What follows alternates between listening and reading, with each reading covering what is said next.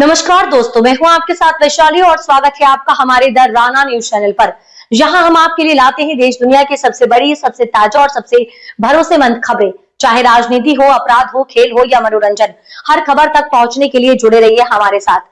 तो बिना देर किए चलिए शुरू करते हैं खबरों की ओर। क्या एक सजा याफ्ता संत का अयोध्या पहुंचना फिर से नई बहस को जन्म दे सकता है? क्या रामलला के दर्शन से पहले दिए गए बयान से फिर उठेगा विवाद? और आखिर क्यों सरयू तट पर पहुंचते ही लोगों की भीड़ उसके सामने हाथ जोड़ती नजर आई? नमस्कार दोस्तों, स्वागत है आपका हमारे चैनल पर, जहां हम आपको देश की बड़ी और चर्चित खबरों की पूरी कहानी बताते हैं। आज की खबर जुड़ी है रेप केस में सजा काट रहे आसाराम से, जो इलाज के लिए मिली जमानत के दौरान अयोध्या पहुंच गया है।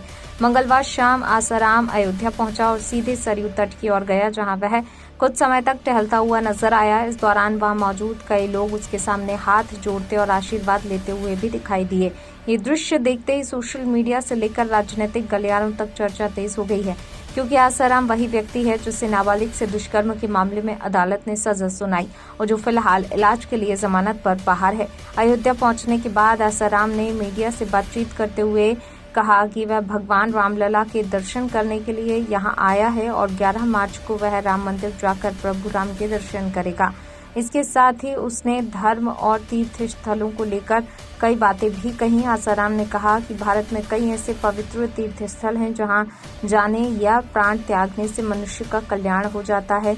उसने शास्त्रों का हवाला देते हुए कहा कि 7 ऐसे मोक्षदायी स्थान बताए गए हैं, जिनमें अयोध्या सबसे पहले स्थान पर है। इसके अलावा मथुरा, माया यानी कि हरिद्वार, काशी, कांची, अवंतिका और पुरी भी इन पवित्र स्थानों में शामिल हैं। आसाराम ने ये भी कहा कि मानव शरीर में 3 दोष होते हैं, जिन्हें वात, कफ और पित्त कहा जाता है, और तीर्थ स्थलों पर जाने से इन दोषों का प्रभाव कम हो जाता है।